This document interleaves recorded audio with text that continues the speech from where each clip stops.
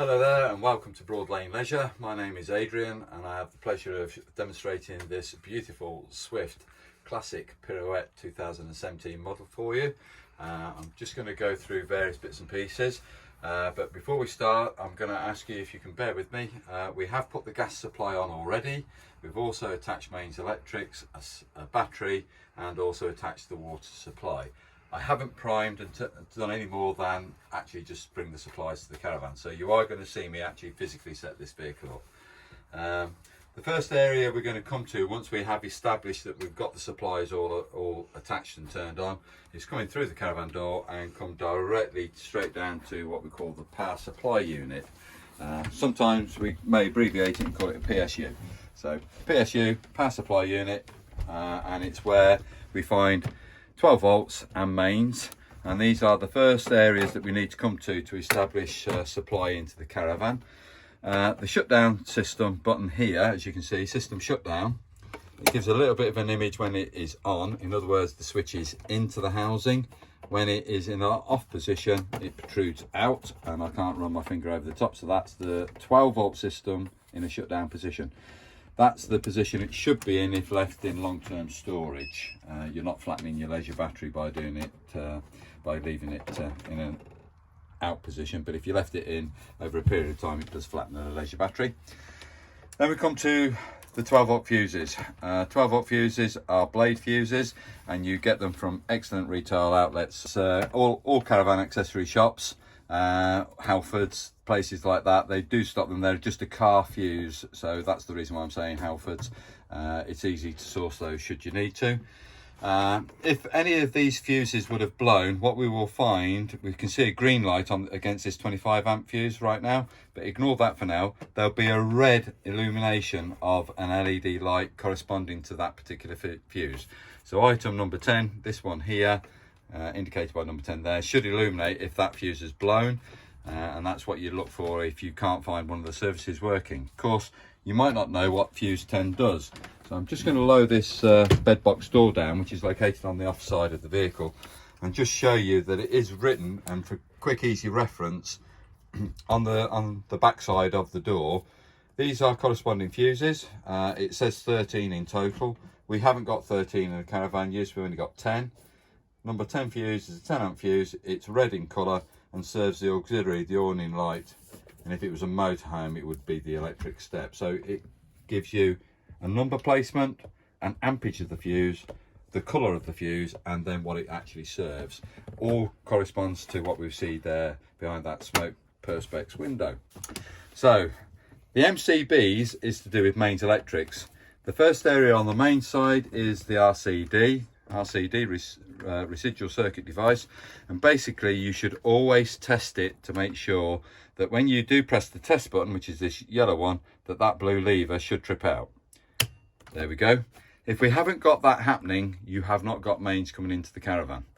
All you then do is turn the lever back up if it does trip out, and that tells us that that's safe to use. MCBs are like fuses, the same as the blade fuse, but where these just trip out, all that you then do is just turn it back on again. Okay, so RCD, residual circuit device, MCBs, miniature circuit breakers, they're fuses, the same as the blade fuse. Above the mains distribution part, you're going to find three lights. Hopefully one of them never actually illuminates, which is the red one. This red one says below it reverse polarity, and it's there more for when you're on the continent, because the plug that you use for mains electrics to plug into is a two pin plug, and that plug could be that way or it could be inverted that way. If you have got it in the wrong way, the red light will illuminate, and I ask you just to remove the plug, turn it around the other way, the correct way, and actually make sure you haven't got reverse polarity. That's live and neutral being reversed. The other two lights, hopefully one is on already. You can see the charger is illuminated, and if I turn the boiler, the heating one on, that's now illuminated as well. Hopefully that was clear on the video. And they are now bringing supply from out of this unit, going to the various appliances. This is the charger. So this, where the green light's on, is bringing supply through to this point here. And that is charging your leisure battery, which is located behind the white box area here, behind the blown air pipes. So that's where the battery is. That's charging that leisure battery. There's no need for you to turn it off. If you couple it up to mains electrics on site, I would leave it permanently live. It will monitor the state of the battery, and should it require charging, it will put that charge in. But if it's reaching the capacity, the maximum capacity of the battery, it automatically reduces the level of supply going to it. It won't overcharge it. So that's what we're referring to there. Right, from the PSU, we would then actually come now to the command panel above the door. So now we're over by the door. This is when you're coming from the PSU over to the door, and we're coming to a Swift command panel. This is the Mark 1 variant. I'm only going to show you the very basic format of that, because we will send you a second video link which will go into greater explanations of how that works on the Mark 1 version. But for now, for demonstration, turn the power supply on, which is this round button with a little dash inside it, the on-off button, and hopefully that comes live. There we go. Just going to lose that for a minute, and lose that one for a minute. Just doing something very quickly just to make sure you don't have any further problems. Right, the next areas I'm going to point out is coming to the switches on the left hand side of the panel. They're all three of them are to do with lighting, as you can see by the indication by the light of some sort. And the fourth one, the lowest one, is for the water pump. We want to be in control of all these items, so let's just go for the two center ones. Press that one in. I'm going to press that one in as well. As I press the top one in, what's happened here is we've got some light illumination above the locker doors. Yeah. And I'll come to the others in a second. Right, so that's what we got first off, what happens. The second one is the lower one, and I'm just going to see whether we have an effect on some of these lights at the rear. Let me just have a quick look as I turn that. Yep. They came on? Mm-hmm. They did. My colleague's seen them come on. So there's some extra lights that come on. All they are is master control switches. But there are lighting switches then within the rest of the vehicle, which is where I'm going to come to, if I may. So, coming forward, we have spotlights in each corner, and on the spotlight there is a small rocker switch which turns those on. Okay, now unfortunately with this particular model, the classic range, we haven't got the turn valve at the bottom, which will change the illumination. We can intensify the illumination being given off by the bulb. This is just a set bulb and illumination being given off all the time. We cannot adjust it, not on this particular part of the switch anyway. So before you could do it on various other areas as well, but at the moment we can't do it on these. So just going to turn those back off because you can see those working. Yeah. Above my head here I've got another light switch just to the right hand side, or the near side of the vehicle, and that is just LED bulbs. And they're either on or off, as you can see. So over in the kitchen area we've got three downlighters illuminating this work surface area, and a fourth one which is just this downlighter here. It's operated off, I think it's the bottom switch, yes it is. The bottom switch there of the two turns those three LED bulbs on and off. Right, so just so you can see that working. The switch which is immediately above it is going to be for the awning light, which is on the outside of the caravan, but it's only one of the three controllers that are available for turning on the awning light. I'm going to come back to that in a moment if I may. So let's just finish off with the 12 volt lighting. There's a strip LED below, which has got its own individual switch on here. So in the front half of the caravan, being this halfway we'll say, there are all the lights covered internally on the particular vehicle. What we'll do is, before we go into the rear, we'll probably just go over the awning light, I think, just to make sure that we know how they all work. So the way that we can turn on the awning light is coming back over to the top of the command panel, and it's the top left hand switch. If I press that switch in, we might see that you've got a blue light that's just come on. That's telling me I know that the awning light is working, but sometimes I always check by, I can see a colour change. You might find it difficult to see that on the video, but I know that that's now working when it was on. So that's the awning light control by one, but I can also control it off this rocker switch, the top rocker switch. And if I do that there, I know that, again, the awning light is working correctly. And I'll turn it back off again. So that's ways that you can use the awning light switch. And you say there's different ways that can be done. Okay, so what we're going to come to now is the refrigerator. The refrigerator is a domestic appliance. It is on at the moment, albeit it's only just been turned on a few moments ago. So I'm going to turn it off just so that you can see the full process. The on-off button again. This is for main supply. This is to work it off gas. That's to work it off a battery. And then if we want to adjust the thermostat, the temperature, that's that gradient there with that switch involvement, and that is just a failure light. So if this starts to flash and you get an audible sound emitted, it's telling you that it's gone into a fail for some reason. Turn the refrigerator on, hit that button until we get an illumination. You can see the lights have come on the panel. It's saying I've got mains electrics working from at the moment, and it's working at its coldest setting. But after around about 20 seconds, if you just watch these lights, they actually dull down if you don't press anything again, because it goes into like what I call a sleep mode. But it's obviously going to be more than 20 seconds now I've said that. We can have a sleep. I can have a sleep, yeah. So while I wait for that to go, which is not going to go, I'll say. I can edit this out. Edit that out, yeah. don't bother with the dulling down. Okay. Let's go again. Okay. So that's working from mains electrics. If I don't wish to use it from mains electrics and I want to use gas, press it in again, and that's now selecting it to work from a gas supply. I have only just turned the gas cylinder on, so there may be air in the pipe and it may take a few seconds for it to ignite. I'm going to encourage the air out by trying to ignite something else very quickly.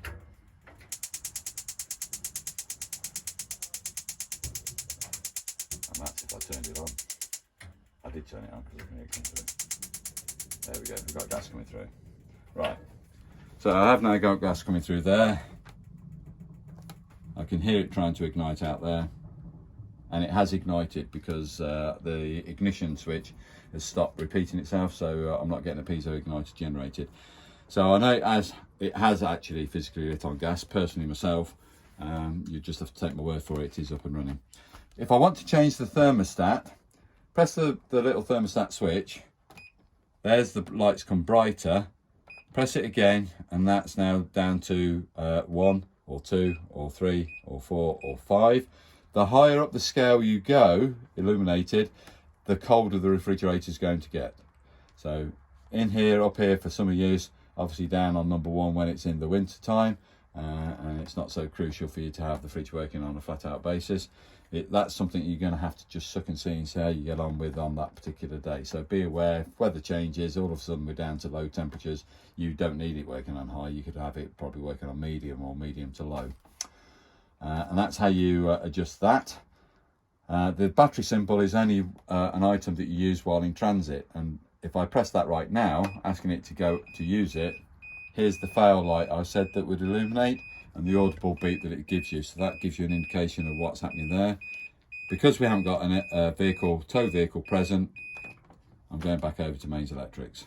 That has now stopped doing the audible noise and flashing, and we're back on mains electrics.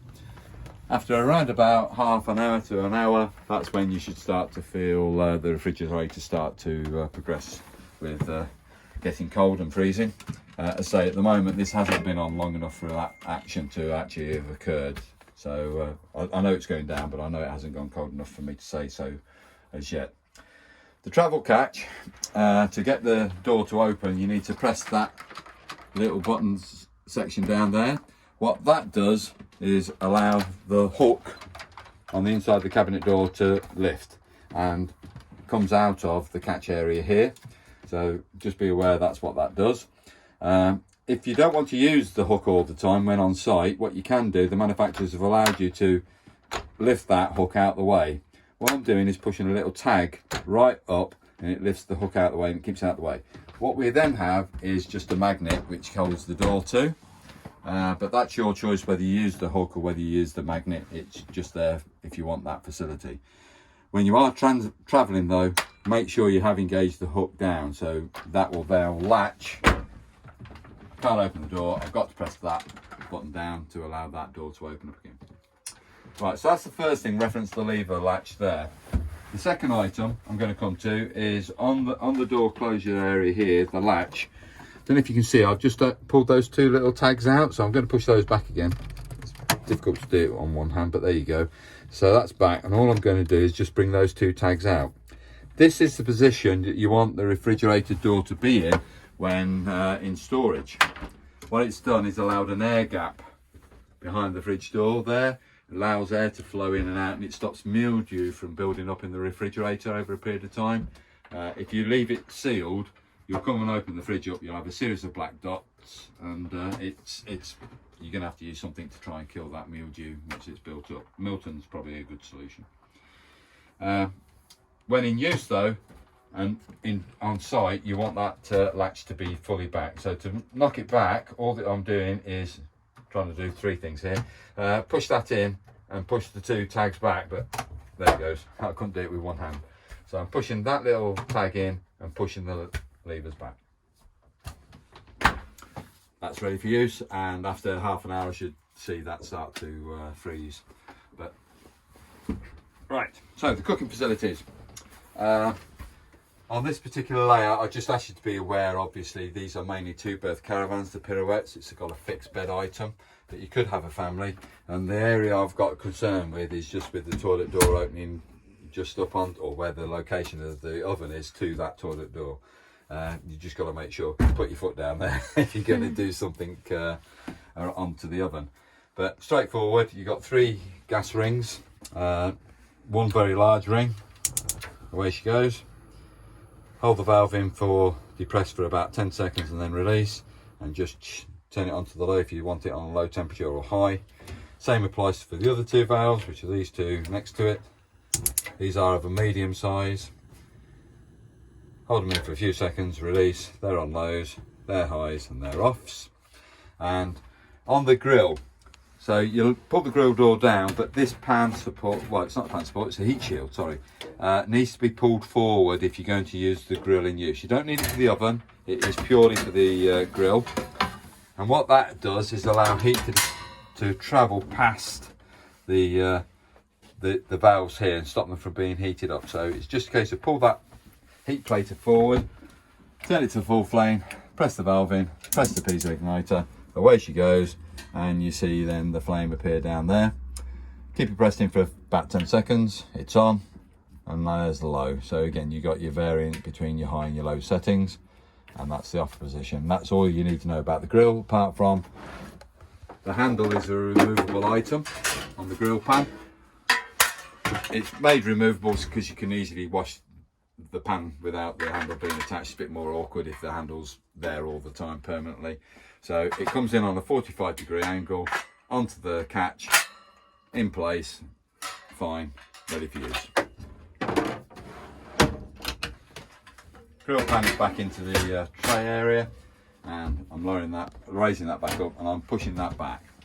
When I come to use the oven, as I say, it's not the easiest space for me to work in at the moment, so hopefully my colleague is able to Okay, we got a wide angle lens. continue videoing.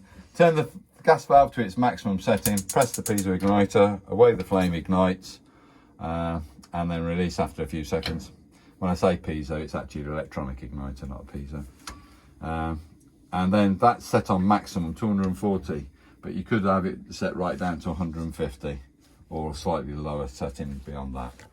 And that's all that you need to know about the oven. Apart from, there is some information I didn't tell you about the refrigerator either. There's a data plate. The data plate on this particular oven is located onto the near side edge. It's that silver plate there. If there's any failure of the oven, we ask you to take a photograph of that data plate and send it in to us so that we've got further information about what it is, which model it is, etc, etc. On the refrigerator, what you need to do to find the data plate on the refrigerator is just pull the salad bowl out, and what you'll find then is the white label on the back wall. Again, take a photograph of it and just forward that on to us. I don't expect you to be able to read those numbers, because that's the reason why I'm saying take a photograph. They're too small. If I can't make them out, I don't expect you to. So that's everything covered apart from the water system within the caravan. What we need to do on the water side of stuff is to get the tap running, but you want to be in control of it. So the first area I'm going to come to before I actually get running water is to make sure that the valve that's on the floor, this is the yellow valve, you can see is in a raised position. it's vertical. I need you to put it into the horizontal position when you're ready to use the system. So when it's vertical, it's draining water out of the pipes. Close it by just pushing it down into the horizontal closed position, which is where we're at there now. And just make sure visually that all the taps are in an off position. If any of the taps are on and you've got that tap over your work surface like that, there's a chance obviously water's going to come straight out the tap, over your work surface, all over your carpet, etc, etc, etc. So just make sure you've got the right positions, that the taps are closed, and once we've established that, turn the pump on. The pump is the bottom left hand switch with the tap symbol. I press that in, the way I've got a light, and what I'm now going to do is open up the tap in the cold position. Open up the cold tap, get running water through on the cold side, and you get a nice steady flow, and it's fairly immediate. You just get a few seconds before the water comes from the barrel outside and out through the tap here. That's why you do it on the cold side first, in my opinion, and then introduce it over to the hot side. So all I'm doing is rotating the lever. Eventually we have now got a running supply coming through the hot tap itself. Obviously it's not hot, it's going to be cold water initially. All that I need you to do at that point is seal it off. And what we've now got is the pump running on. It's building up pressure because we've got a pressurized water system on a Swift caravan. But now it's reached that pressure, the pump has now stopped. It's a little bit noisy today because I haven't got any cushions on here which deadens the sound that's being produced. So you are hearing it as if I was actually right by the side of it. But once we've got the water through, then I'm coming up to my control panel to actually turn on the boiler. I'm only coming to the trimmer control panel. If you look on the internet and look at the second video that we will be supplying, you can control it via the command panel as well. But let's come on to what trimmer produce. I'm going to turn the boiler on. So I press the button in and then release it. And what I've got is a flashing symbol, a motorhome symbol, so it's already confusing because we've got a caravan. But I want to go into that menu first. So I'm pressing the button in again. And at the moment, this is for room thermostat of the blown air system, and it's off at the moment. I'm proud to say it's at least 32 degrees in here, and at the moment, although I can whack the thermostat right up to 30, it might not even turn itself on at that temperature because it is a very hot day internally, and at the moment, although I've asked it to work at 30 degrees, we might not get that part of the boiler to work. If it was to work, we'd have a flashing symbol above here on the top line. So I'm going to scroll it across from the heater to the water. There's the water. I want to access it, so I'm going to press that button in again. At the moment, it's in an off position. I'm going to scroll the button. I'm going to turn it until I get the word hot. There is a third location, which is called boost, but I don't want boost. I only want hot water. Boost is literally where all the heat being generated is concentrated into the water only. But after half an hour of you operating on boost, it automatically comes back to hot anyway. In my opinion, you may as well just leave it on hot. Now, because I didn't confirm that in time by pressing it in again, I'm going to have to go back to it again. So go into it, press it once, there's the word off. I want it on hot, I want to confirm it, press it in again. Now I've got a second symbol arrived at the top there. I'm now going to ask it to find out what power energy I want it to work from to heat the boiler. I can use it on electric 1, which is how it's been asked to work at the moment. But for normal circumstances, what we ask it to do is go onto a mixture, a mix 2 we call it. As you can see here, you've got a gas cylinder and 2 electric symbols. There's a gas cylinder with 2 electric symbols. I'm going to confirm it for a second, because if I didn't do that, I'm going to lose it again. Right, so I'm asking it to work with gas and 2 kilowatts of mains electrics. If I go into that again, just to adjust it, I could have it on electric, just 1 symbol, as you can see there, replicated there, and confirm it as that. Or I can have it on 2 kilowatts. I've got double zigzag above there now. Or if I come back the other way, I've got a mixture of 2, i.e. gas and 2 kilowatts, or gas and 1 kilowatt, or gas only. If you're on a site where you haven't got mains electrics, you're not able to obviously use the main side of it, so you'd rely on gas. But let's go back to the mix. That's what I want it to work from today. Mixture 2, confirm it. The end symbol, so if I scroll to the end one, is to do about the fan. Again, access it by pressing it in. There's eco. If I scroll it again, what changes is the double symbol at the top. Don't know if you can see it, but on there I've got two elements of the fan highlighted. It just changes from 1 to 2. I change from eco to high. Well, I'd leave it still on eco, just one fan symbol, and press it to confirm it. That's me, that's my personal taste, and that's how I would actually set this vehicle up to run. When I say I'm only looking at the 2 lines here, there are other symbols which are on the bottom edge. They're to do with timing clocks and setting dates and times, and you can program the system so that it works differently 7 days a week.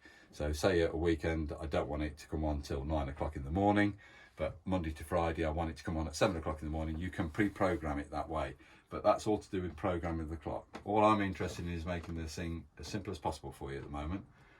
If I don't want the room thermostat, see this symbol's not flashing, but that one is. It signifies, this is on the top row I'm referring to now, that I'm heating up my water. But my room thermostat, was a solid symbol, is already reached temperature. Bear in mind, I asked it to get 30 degrees. We're already above that in this caravan already, so I can't physically show you that actually up and running today because we're already above that temperature. So on that side of stuff, I'm going to turn it off now because I can't replicate it for you. So go into the motorhome, which should have been the motorhome. Let's go back. Flashing symbol on the motorhome. Go into it. Reduce it from 30. I'm going to tell it to turn itself off. It's only the heating side I'm turning off. I'm not turning off the hot water because I've now lost the symbol above, which was the solid flame. I know I've turned that into an off position, and I've still got the hot water heating up. You can leave it as that for summer use. There's no reason for you to use the thermostat if you don't need it. The only other symbol I want to point out is this one here. It's got like a plug symbol, and it just tells you I know I've got mains electrics available to me, and that's just a quick visual indication that's there. And continuing through onto the toilet compartment area, we've obviously got a cassette toilet. This is made by Thetford. It's very simple in its use. Basically, we've got a swivel bowl which you can rotate to make these of use. Once you have used the toilet, what you would normally do is to flush the loo by pressing the blue button in. That would dispense water around the bowl here. You can hear the pump running, but we haven't got any fluid in the what we call the top tank. But I'll come to the top tank in a second. Once you've got the desired level of water into the flush area, into the bowl, then you come to the lever at the front and you move it rearwards. That retracts the blade. As you can see, the blade opening and closing, and the evolutions drop down into the holding tank at the bottom. So the toilet itself has got 2 tanks. The top tank is a freshwater tank for flushing and is from the base going up to here. You can put a pink chemical into this flush water. It helps keep the bowl nice. It also helps keep the flushing water smelling nice. So pink chemical can go into the top tank. That's you gain access to this top tank externally as you would with the cassette. Now the cassette itself, the holding tank itself, is below the swivel bowl area, and that again, as I say, is accessible externally. The only thing you really need to know is that there is a visual indicator when the holding tank is almost full, and it's located on the little silver foil here, a little symbol of the cassette. And if you get a red light appear on there, it's telling you that the holding tank below needs to be removed and emptied at that point. So that's all that you need to know about the toilet. Then the only other areas we've got in the toilet compartment is we've got the shower cubicle with the door that comes around on you, and the shower head. I'm just going to point out on the shower head there's a series of small holes around the shower head itself. When you actually turn the supply off, when you've had a shower and you turn the supply off, you'll get a small amount of water just start to dribble down the handle area there. It's to remove water out of that shower head and stop it from freezing up in the winter. So be aware of it. It is something that will happen. You'll turn the mixer tap off and you'll still continue to get a little bit of dribble of water just come around the handle. That's meant to be. That's what those holes are for drainage. Obviously the vanity basin immediately behind us here, I haven't put water through, but let's just see. That's on the cold side, and I would anticipate by now, if I bring it onto the hot side, you should get nice hot water. Let's just see what happens. and it's coming through now. This is really, yeah, that's really warm. So do use it as a mixer tap. You can see the steam starting to rise. Do use it as a mixer, as that water temperature, if you just leave it on the full set, it's really, really hot. Rear fixed island bed. You can gain access by just raising the whole mattress up on the frame. It's an aluminium frame held up by 2 gas struts. In the bed area we have got a spare wheel which is fixed. These spare wheels, this is where the manufacturer is now installing them. Perfectly safe for it to travel there, but you could also put it, if you so desired, onto a spare wheel carrier, but it is at additional costs, so just be aware of that. And this is going to be the corner steady brace. This is what you use to lower the corner steadies down by. 1 in each corner as a corner steady. You just lower those down and get the caravan level with it. All straightforward here. These are just the standard spotlights which we've already demonstrated at the front, 1 on either corner, and we've obviously got the overhead lockers there. So on the bulkhead wall here we've got a location for the television to go. We have got a TV bracket, we've got a mains point, we've got a 12-volt point and coaxial point. So for bedroom area, that's all for there. We have a rocker switch here which is for the illumination of the lights. So we've got spotlights and we've got the overhead locker lights all illuminating off that switch there. We do have a roof vent, which is all standard. So I'll just demonstrate both the roof vent and windows and blinds very quickly for you. So on this roof vent, it travels in a track. This arm travels in a track that's fully raised up. When it's in a raised position, we can bring the fly screen across, or if it's really sunny weather and you just want to have a bit of ventilation, put it halfway, have the blind across. Just so that you're not getting the full heat of the sun coming through, should you need it. On the arm itself, I don't know if you can see it, but I'll do it while I can. There's a little tag here which you can lift up on either track, and what that does is allow the arm to come into its lock position. I'll put it in the right position there. You lower the 2 little catches down to retain that arm in place. What that does is stop the wind from lifting the arm out. If there was a bit of a strong wind, it can cause that to drop down again. So that's locked. So you do have to lift them back up again to allow the track to be able to move again, the arm in the track to be able to move again. That's completely about 1 inch of air gap, and then completely sealed is that. As I say, fly screen, night blind, that's that roof vent covered. Onto the windows. The lever latches just rotate as we are, but you can have it into a slightly ventilated position, which is just there, and it's around about 1/2 inch clearance there against the body. But if you do want the window open fully, just open the window to hear a click. There they are, just release them. So there's a slight click, just release it at that point. There's a second position, click, there it is. If I push that window up at that point, it drops back down again. So when I want to close the window, there's the open position, just raise it slightly and lower it back down again. We have fly screens and blinds again on every window. Just draw the fly screen down till it catches the blind itself, and if you do want to then lift the blind up, you can do that easily. Sometimes you struggle to get the blind to sometimes make that contact. It's just made it there when you hear that click, but it's down to the end user. I always bring the fly screen down, grab it, so see, grab it, and then lift it back up again. That's just my operation of it. No rights or wrongs, it's just how you prefer. Please be aware that if you do in strong sunlight have that blind, because you want to try and take heat out of the caravan, don't have that blind fully raised if it's in strong sunlight. You need to have a ventilated position to allow any heat that's built up into behind the blind area, so it's not radiated against the perspex window.